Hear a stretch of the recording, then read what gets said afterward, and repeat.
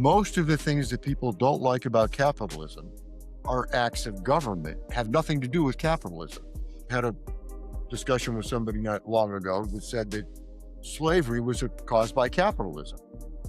I said, well, that's not really true. I said, slavery was caused by government.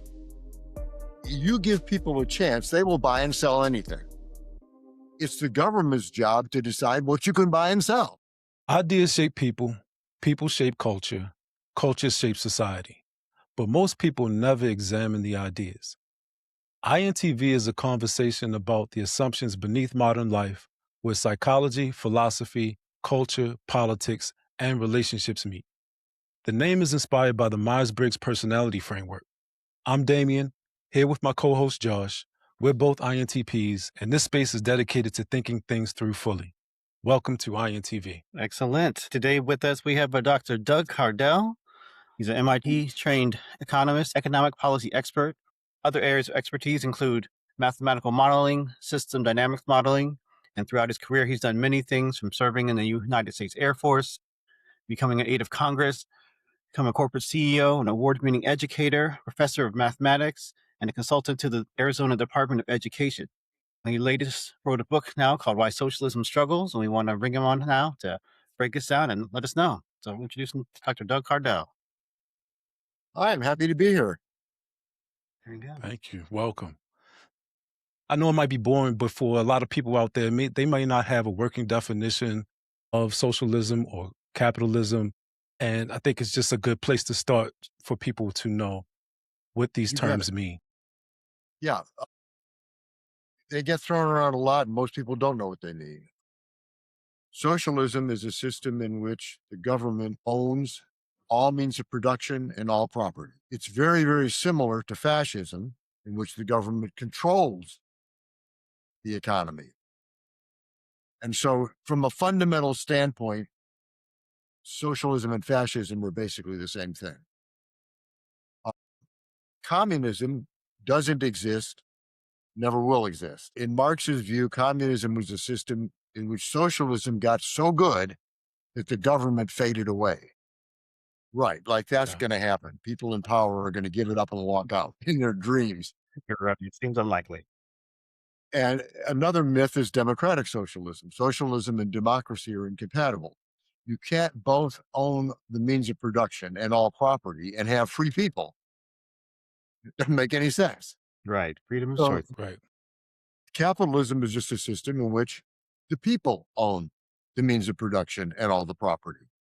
Now, sometimes those people take the form of a corporation or a company or whatever, but what it means is the economy is in the hands of the people. The government doesn't belong in it at all. Got it. With those working definitions, we can have a good conversation. One of the things for me is, as an economist, why specifically capitalism versus socialism, rather than something like, some other macroeconomic or microeconomic phenomenon or something like that? Why specifically write a book about why socialism struggles? Well, I guess it started because of my having been in the military, and I took an oath to defend the Constitution and the United States against all comers. And sadly, I think right now that the biggest threat to this country is socialism. I think it's a far bigger threat than any foreign power. And my oath didn't come with an expiration date. So I thought I had to do whatever I could to try and mitigate what I perceive to be the threat. Got it. So that basically you had already accepted that socialism was a threat. Have you ever in your life entertained the idea of socialism? I mean, I've heard of economists who have kind of grown up Marxists and kind of switched over to being capitalists later in life.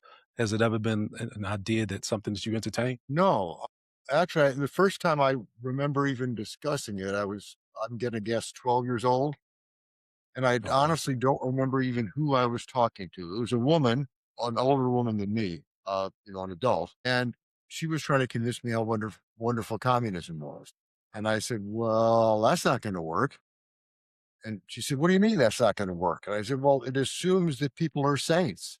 You're expecting that people are going to give up their their personal self-interest for the good of a community. And that's never going to happen. It's anti-human.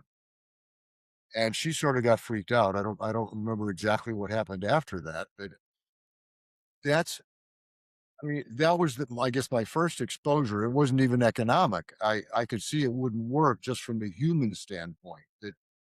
That all living beings have to pursue their self-interest or they die. It's just that simple. That doesn't say we can't cooperate with each other, that we can't help each other. It just says that we have to first of all pursue our self-interest or we will die. That makes sense. I think What do you that's say fair. to people who say that socialism is kindness and that we have to just take care of each other, otherwise we're all going to, not be able to cooperate that way? How do you help them understand long-term or short-term goals? Well, in point of fact, I agree with that. But capitalism is the most fundamentally fair, kind system. Yes. Let me give our listeners a real, as quick as I can make it, history lesson. If we look back at the history of the world, and we've got good records going back to say about the year zero, year one, whatever you want to call it. From then till about 1500, the best measure of how well people do in general is per capita GDP. That is, how much the average person produces. Because how much the average person produces ends up being reflected in how well they do. Sensible Right. concept, right? There we Right. go. For those 1500 years, per capita GDP didn't change a drop. I mean, the people in the year one and the people in the year 1500 were exactly the same in terms of how well they were doing in the world. Got In it. the year 1500, thereabouts, things started to change a little bit. We had a little creeping in of capitalism. And from the year 1500 to around 1800, per capita GDP jumped up 40%. Now, think about that a minute. In just 300 years, people were 40% better off than they'd been for the last 1500. That's crazy. That is crazy. But in 1800, things got even crazier because here in the United States, a country was built on capitalism. We Right. created a country designed to foster capitalism. So we put in a lot of stuff like patents that no country had ever had before, things that made capitalism work. And since then, per capita GDP has gone up worldwide by a factor of 18. People are 18 times better off than they were in 1500. Here in the US and in the developed world, it's closer to 40 times better off. Now, how can somebody look at those numbers and say that that's not kind? Particularly US capitalism has made the world 18 times better off, the average person in the world. In 1950, 36% of the world lived in extreme poverty. Now it's 9% as those countries began to switch over to capitalism. The Right. differences are absolutely astronomical. And the few countries that are still truly socialists, North Korea, as a good example, they're living on $2 a day. Now, in whose mind is that kind? There we go. We're not talking about simple definitions of kind or my heart is nice. We're Right. talking about reality kind that actually makes a difference in people's lives. The average American right now lives far better off than anybody else in the world. Per capita GDP here, if we look at the poorest US state in terms of per capita GDP, that's Mississippi. It's got a higher per capita GDP than Great Britain. It's got a higher per Mm. capita GDP than Germany. So the people who lean towards socialism measure kindness in terms of verbiage. Mm-hmm. Gotcha. They want to, I feel your pain. But I feel their pain too. I just know that there's a better answer. There you go. There you go. Right. And that's what we need to be looking at, is not having fights about who cares the most. I'm willing to give them the benefit of the doubt and say, of course they care. They just don't know any better. So, I was going to ask because I want to understand your foundation. I think I know already, but is your argument for capitalism an argument for what works, something that's like instrumental, or would you say that this sits like more on a moral basis?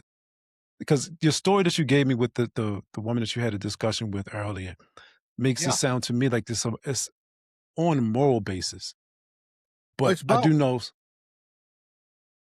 Yeah. yeah. But is there one that you really anchor your argument in, or is it Well, more of the instrumental?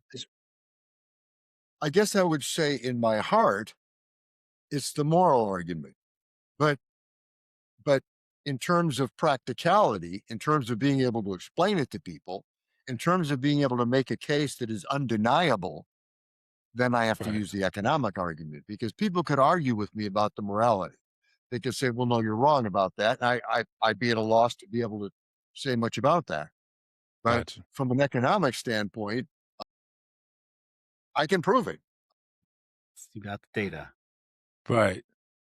When people disagree, because there's a lot of disagreement on this topic. I don't understand the disagreement, but I don't want to color any part of this conversation with my thoughts if somebody's listening. Maybe they can't tell the difference. So is there a difference in the facts? Are people having alternative facts on these different sides, or do they have different values, or are they just debating or disagreeing about the nature of, well, human nature itself? I think it's some of both. I think that there are value differences. I think that there are certainly practical differences. Like I mentioned a minute ago, I mean, recognizing that people are suffering and wanting to do something about it is a value I would like to think that we all share. But how we go about that is a whole other thing. And there it's a matter of facts.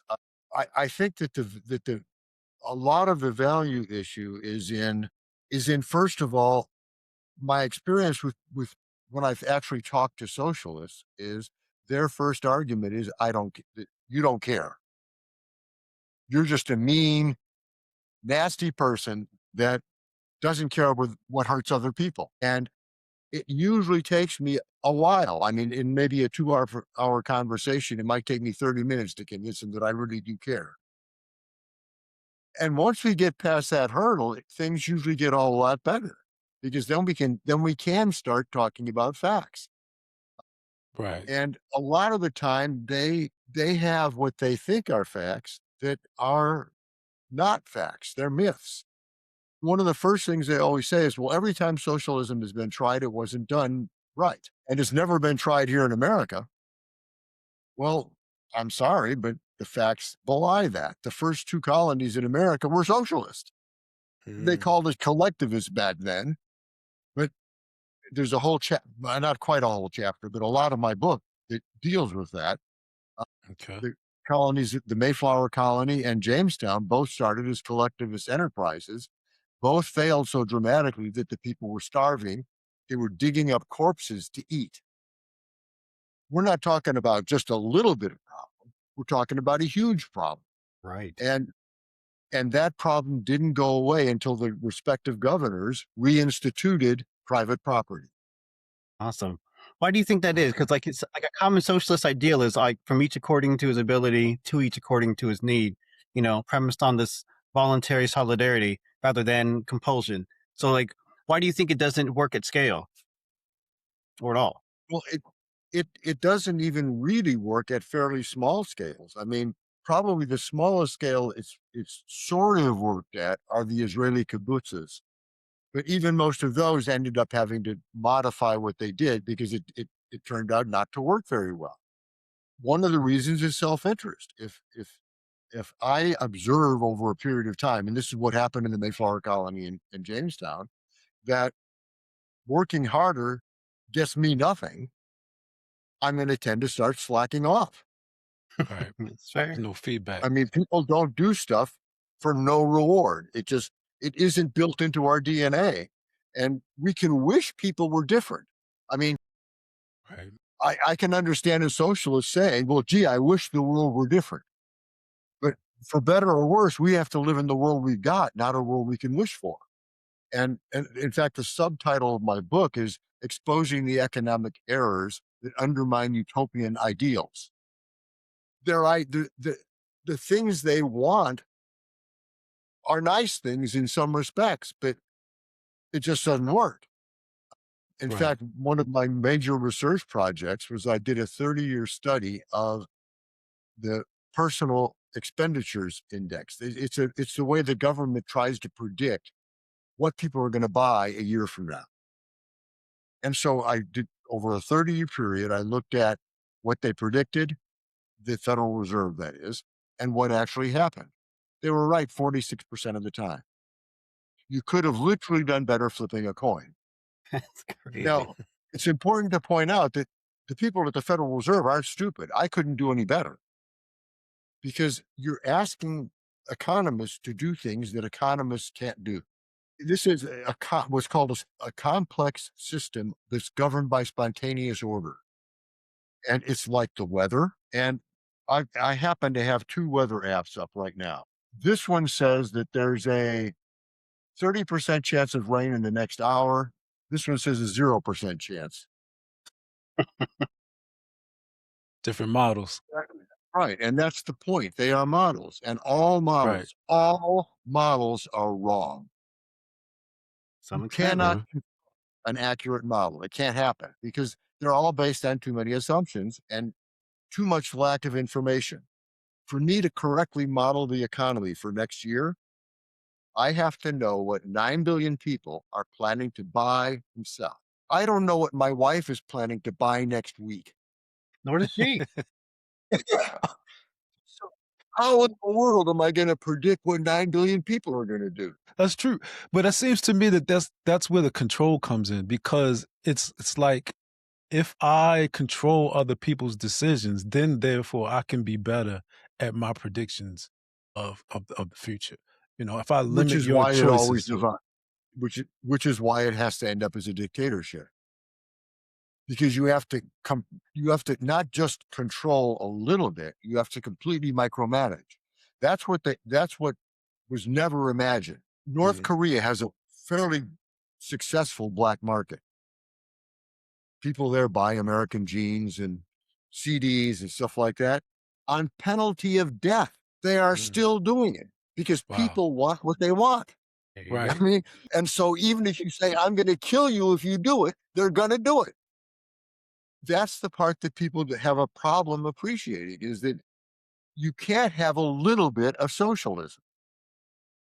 You just can't have a little bit, because ultimately you have to control every tiny bit of behavior, including things like what you do for a living. In North Korea, you don't get to pick. You're assigned. Here's your job. Do it. You can't have any freedom at all, or bad things happen from the government's perspective. Right. Wow. So it sounds like economics is about more than just money. It seems like economics kind of goes into a bunch of other different areas. Would you speak more to that? You bet. It certainly does cover everything. In fact, I would suggest that every decision every being, any living thing ever makes is an economic decision. Now, that sounds like craziness, but a plant makes economic decisions. Now, I'm not saying the plant is sitting there thinking about stuff, but here's something I guarantee you. Take a plant, you put it in a room, it's going to grow to the light. There we go.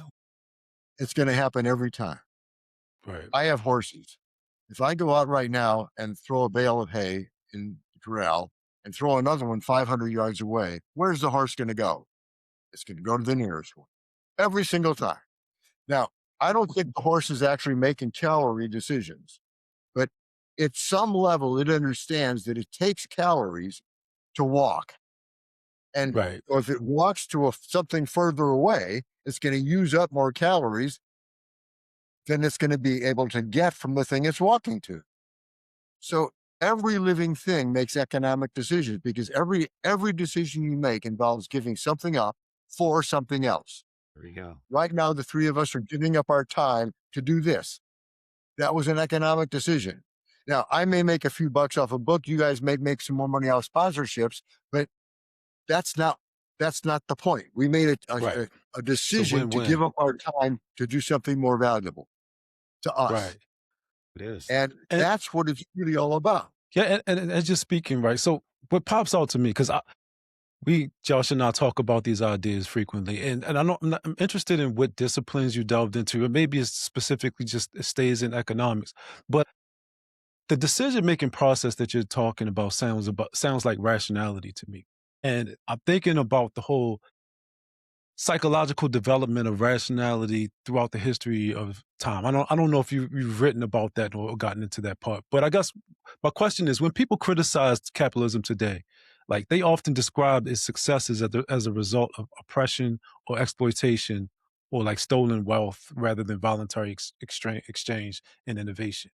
So what assumptions or values that lead people to interpret economic history in such different ways? Like, did you do any work as far as those psychological assumptions or things like that? Well, you're exactly right that people make a lot of assumptions that are incorrect. The first one is to divorce economics from government, because most of the things that people don't like about capitalism are acts of government, not have nothing to do with capitalism. I had a discussion with somebody not long ago that said that slavery was caused by capitalism. I said, well, that's not really true. I said, slavery was caused by government. You give people a chance, they will buy and sell anything. It's the government's job to decide what you can buy and sell.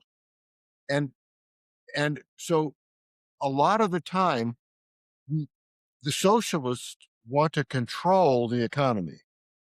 I want to see the economy free, but I want solid guardrails. That is, and let me give you a good example. The economy is a whole lot like the natural environment. They're similar kinds of systems. They're both chaotic systems driven by tons and tons of feedback loops. We learned our lesson in the last 100 years messing with the economy. Or, I'm sorry, the environment. What we found was every single time we intervened, we screwed it up. We killed predators thinking that would help the deer population. We found out Right. that it killed the deer population because the deer population blew up and then crashed. Every single experiment like that, every single one has failed because we were trying to mess with stuff. Now we've learned our lesson. And the lesson is you got to be humble when you mess with these complex systems. You got to say, I'm not big enough to control this. But what I can do is protect it. So when we tell a company that they can't pollute, that's a good thing. That's putting in a guardrail. And putting the same kinds of restrictions on economic actors in the economic sector is equally good. There's nothing at all wrong with the government saying you can't buy and sell people. That's a good thing. Yes. Right. And if we look at most of the things that people complain about, they are faults of government, not capitalism itself. If you don't like what capitalists are doing, it's up to government to stop them. Now, Right. that's a whole different thing than micromanaging or trying to control. And a lot of the problems, for example, people complain a lot about student debt. Student debts is horrible. When I was growing up, when I went to college, it wasn't a problem. What changed? Well, in the 70s, the government decided that everybody should go to college. And Right. so they started throwing money into the system. Now, something always happens when you put money into a system like that. Right. It separates the producer and the consumer. In this case, the producer is the college and the consumer is the students. Students don't even look now to see how much it costs. They don't care. They just sign on the dotted line. Right. And they can do that without any real thought. They can go, I'm going to get a degree in gender studies, and I don't mind getting $100,000 in debt to do that. Not ever thinking that, you know what? If a degree in gender studies is never going to make you enough money to pay back $100,000 in debt, because there's no such thing as a gender studyist. My PhD is in economics. I'm an economist. If I got a degree in physics, I would be a physicist. If the degree you're getting doesn't have an ist on the end of it, it's probably not a real good idea, because it probably means nobody out there is actually doing that job, and you're not going to be able to pay back your student loans. I mean, and worse And than so, that, there are people who get student loans for the express purpose of just getting some cash. that's exactly right. So There are people who are just living off student loans and not even trying to get a degree, really. exactly. I think it might be helpful if you could dig a little bit more into that fundamental difference between the people or the economic sphere versus government. The fundamental difference between government and industry or that world. Well, any kind of a government that has a reasonable degree of freedom, Great Britain still has a reasonable degree of freedom. Most of the Nordic countries still have a reasonable degree of freedom. Capitalism will do just fine. The places where the problems exist when government tries to micromanage instead of protecting, like the environment. We want to protect it, not try and control it. Another good example would be people talk a lot about healthcare and how terrible what's happening in healthcare is. Well, 50, 60 years ago, it wasn't a big problem. Again, what changed?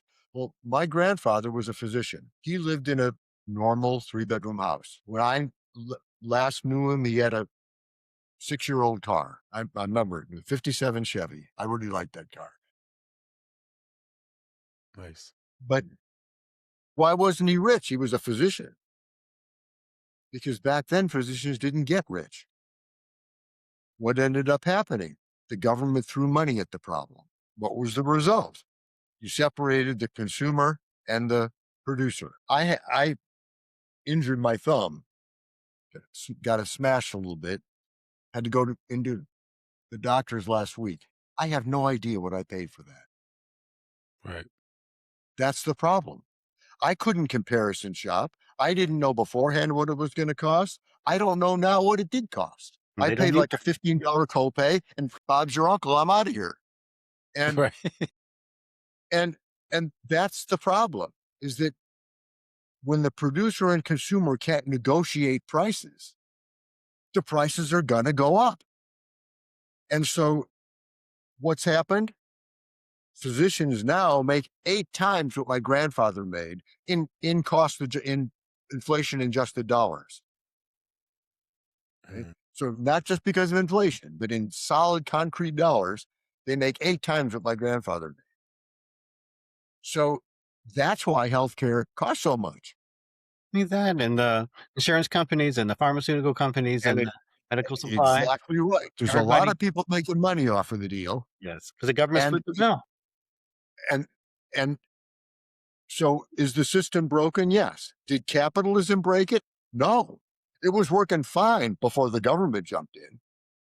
And that's what happens over and over again. And it isn't just in economics. In my book, I spent a fair amount of time on what happened in the 70s and 80s when the government decided to build a food pyramid. And what happened? Well, they built this food pyramid based on the work of basically 2 people that knew next to nothing about reality.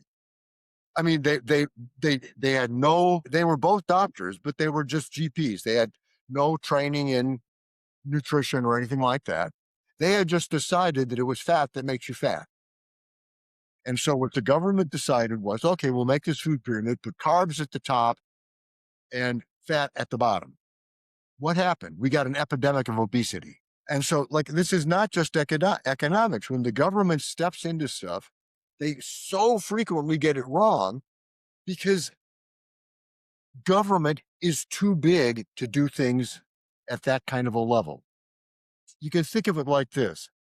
Imagine an aircraft carrier, and now imagine a whole ton of cigarette boats of the same mass. Now, they're both sailing through the ocean. Who's going to turn fastest? That bunch of little boats is going to turn on a dime. Right. They're just going to turn. The aircraft carrier is going to take 3 or 4 miles to turn. That's the problem with government, is it's not nimble. Capitalism, in fact, one of the things that scares people about capitalism is it changes really fast. Right. And That's true. from and addressing part of your concern, Damien, about the psychological factors, that's definitely one of them. I recently wrote an article about aversion ambiguity, that Okay. people are scared of change. Certainly. And yes, in fact, Karl Marx was scared of change. That's part of why he invented socialism. He grew up in Bavaria, and it was, a small town, mom and pop stores, everything. And he thought that was the ideal world. He went to Yeah. Berlin, there was giant factories, and he thought that was horrible. Yeah. So one of his goals in inventing socialism was to create a system that prevented. Now Yeah. think about what that means from a human standpoint. He's saying we want to go back to the year one and Right. create a system that for 1,500 years doesn't change. Yeah. So we'll get people in a place and then we'll keep them there forever. And again, Doesn't work like that. No, either grow or die. and how is that kind? No. No, it's not. It's not at all. Things have to change because people change. Our Right. values change. And ultimately, that's a lot of what socialists don't get, is that it's our values as people that drive capitalism. We vote every single day with our money. Right. We say, Exactly. I'll buy this product and I won't buy this one. And producers have to adjust to that. So if I'm making a product that people don't want, if I don't change, I'm out of business. Right. To your point with that, when you talk about government, there's really no feedback, because it's as if you have an investment, let's say you want to invest in something and you're not responsible for the losses, like what's the feedback loop to tell government, hey, it's time to make better decisions here? One of the examples you brought up with medicine, we can see it in all different areas. We can see it in the boom and in housing as well.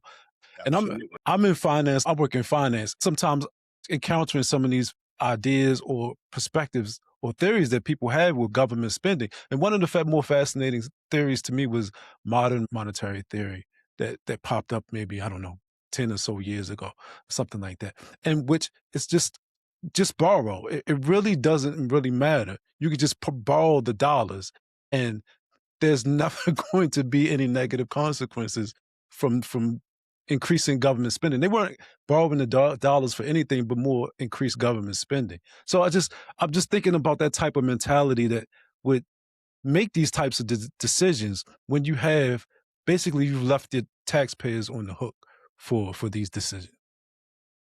Yeah, a lot of that is, I practice what's called evidentiary economics. That means I only care about the evidence. But there's a whole lot of economists out there that are ideologically based. They come up with an economic theory that they think sounds good, and then they try and make the world fit it. And that's modern monetary theory is one of those things that they try and they expect that the world will adapt to their theory. And it's like expecting a plant to grow away from the light. It's never going to happen because people are people. Now, in Right. terms of caring, what is my ideal world? And I'd like to find a socialist that'll argue with this. But here's the way I think we ought to structure the game. Okay. We teach people wrong. Our education system is broken. The first thing we should be looking for is helping people find their talents. Okay? We don't do that ever in education. In fact, we do the reverse. We pass people along whether they're good at it or not. We need to fail more people. We need to tell them, this is not for you. What do people learn from failure? How can they use that? Failure is huge. Failure is a stepping stone to success. Without failure, you're screwed. Right. If you don't fail, you never learn. All right. How do people learn from failure? How can they use that feedback well? Well, by looking for something else, finding what they're good at. So what we need to do is help people find their talents. That's thing number one. And there's thing number two. Help people find their bliss. find out what they really love doing. We never do that in education. Nobody ever says, what do you just love to do? We say, you got to do this today. Here's your homework. Yes. And so then there's a step 3, and that is we need to encourage people to take what they're really good at, what they really love doing, and then use that to create value for other people. What do you mean by value for other people? Well, that's what we're doing right now. I mean, again, I may sell a few books. You guys may make some more sponsors, but I came here today because I want to create value for these listeners. And I'm betting that's why you're here too. You're not thinking, you didn't open this podcast thinking about the money you were going to make. You opened this podcast thinking about help.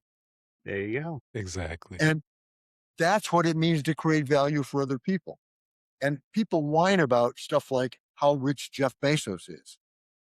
But damn, he created value for other people.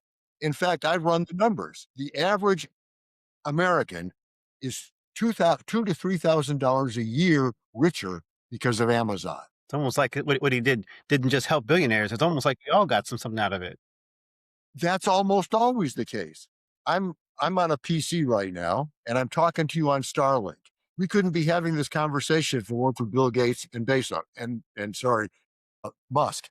Right. Nice. They created value for the whole world. I mean, Musk is putting rockets into space and putting up his own satellite network. Now, Amazing. how is that not creating value for the rest of the world? I mean, and the people that say, well, let's tax those people, let's take their money, all that's going to do is mean they'll have less money to put fewer rockets into space. Right. It's just fuzzy thinking. It makes no sense at all. So these arguments are definitely going to be convincing to me because I'm probably apt to agree with you. But I think there's a concern that you have that the country is, as far as America, is leaning toward socialism. How do you think we got here? And do you see a future for us preventing it? Like, if that's the goal, what can we do to prevent that idea from taking hold if we think that that's a wrong idea? Yeah. Well, a lot of the problem is we have to change government. The two big The things structure of or the people who are running it? The structure that it has or the people who are actually running the government? I guess right I would now? say both. In order to changing the people wouldn't be enough. Over the last 100 years, it hasn't made a lot of difference. We've been going further and further down the wrong road. But there are things we could do. I'll give you a short list. Thing number 1, every bill expires in some number of time, let's say 20 years to make something up, right? So why is that important? Because politicians have learned that if they fight for something hard enough and get it into law, it will be very, very hard to ever change. So even if we find out it was a big mistake, it becomes a very hard mistake to fix. And so we just set an expiration date. If the law worked out great, pass it again. Easy. Not a problem. If it didn't work out so great, it's not going to pass again. Next thing I would say, every bill requires a supermajority. 2/3, 3/4, we could quibble about the numbers, but both houses of Congress have to have a huge majority in favor of it. Because another reason we have all this stupid partisanship is because we can argue back and forth between 51 and 49%. And that side keeps changing. Man, if 49% of the country doesn't like something, how good an idea can it be? I mean, really, if I say we're going to pass a law against murder, I don't think I'm ever going to have any problem at all getting a 3/4 majority. But if I've got some stupid idea about what to do next, I may have a problem. So Right. I think what we need is to pass laws that virtually everybody agrees with, and not have this silly back and forth. Another one that I think is really key, every bill has to be a single issue. One of the reasons we've got so much garbage in law is because we have to pass the bill in order to find out what's in it. what kind of crazy? I mean, Right. who does that? I mean, is that the way people run their lives? They go, we're going to flip a coin, see where it goes, and then we'll figure out how we're going to follow that coin. It's just foolishness. It is Yeah. Another big one is to dramatically curtail lobbying. And Citizens United made that a little harder because it said that money is speech.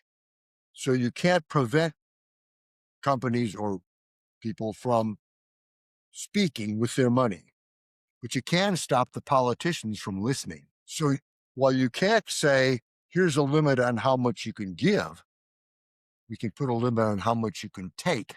Right. Okay. Easy peasy. We can do that simply. That doesn't violate any laws. The Constitution is cool with that because you can say that people are free to speak, but you can't say that people have to listen. Okay. I like it. And finally, I would say that redistricting has to match voter registration. And so you have to get a demographic picture of how your voters are registered. And I don't care how you slice it up, but it's got to match. And so we don't get all this, again, a whole lot of this partisanship, and a whole lot of the problem that people see in capitalism is that given a chance, people will pursue their self-interest. They will learn how to game the system. Right.